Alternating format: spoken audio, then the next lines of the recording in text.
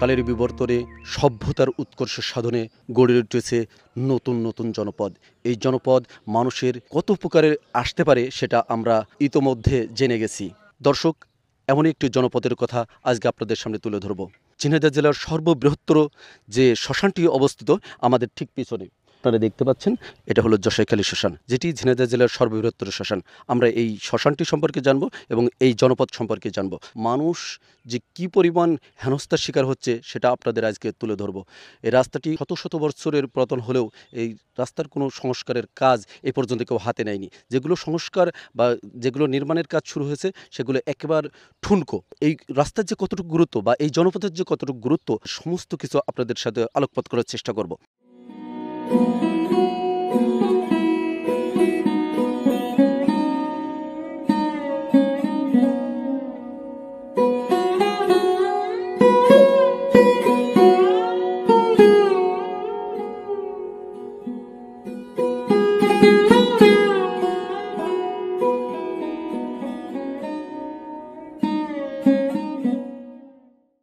ধর্মবর্ণের সেতুবন্ধন ডাফুলবাড়ি জশাইখালী শতবর্ষী সড়ক আজও অবহেলিত।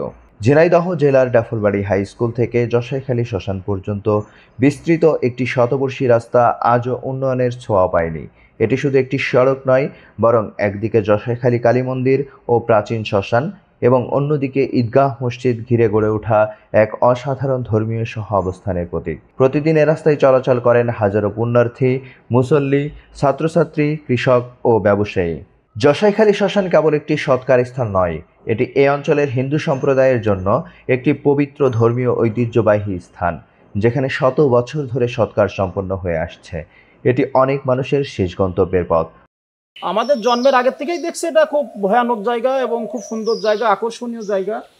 আর আমাদের এই মায়ের মন্দিরটা একটা জাগ্রতম বলে সবাই আমরা এই অঞ্চলের মানুষ বা এলাকার মানুষ সেটা তাকে শ্রদ্ধা করে। আর এখানে শুধু হিন্দু সম্প্রদায়ের মানুষই না, এখানে প্রতি বছর কার্তিক মাসের যে অমাবস্যাটা হয়, এই অমাবস্যা এখানে একটা বার্ষিক একটা পূজা হয়। আচ্ছা আচ্ছা। এই পূজায় না দেখলে বিশ্বাস হবে না, এখানে আনুমানিক 50 থেকে 1 লক্ষ লোকের সমাগম ঘটে। ওই দিন 50 থেকে 1 লক্ষ লোকের সমাগম ঘটবে। মানে সেটা মানে হিন্দু, বৌদ্ধ, খ্রিস্টান, মুসলমান মিলে একটা মিলন মেলায় পরিণত হয়। এই শ্মশানের প্রধান অনুষ্ঠান কি এটা? এই শ্মশানের প্রধান অনুষ্ঠানই একটা হয়, বার্ষিক অনুষ্ঠানটা, ওইটা প্রধান অনুষ্ঠান। আর এমনি প্রতিদিনই এখানে নিত্য পূজা হয় এবং প্রত্যেক শনি মঙ্গলবারে এখানেও একটা পূজা হয়। ওই দিনকেও প্রচুর লোকের সমাগম ঘটে এবং যত ভক্তই আসুক তাদের হচ্ছে প্রসাদ বিতরণ করা হয়।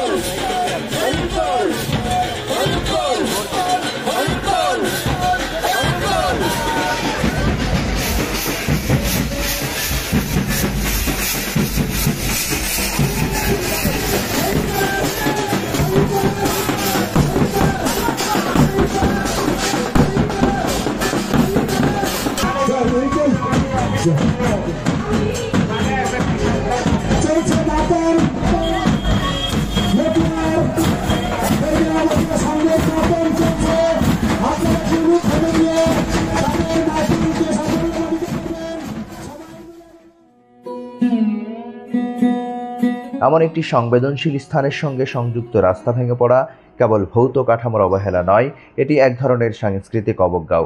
রাস্তাটির অপর প্রান্ত যুক্ত হয়েছে ঝিনাইদহ জেলা শহরে প্রবেশ করার একমাত্র পথ।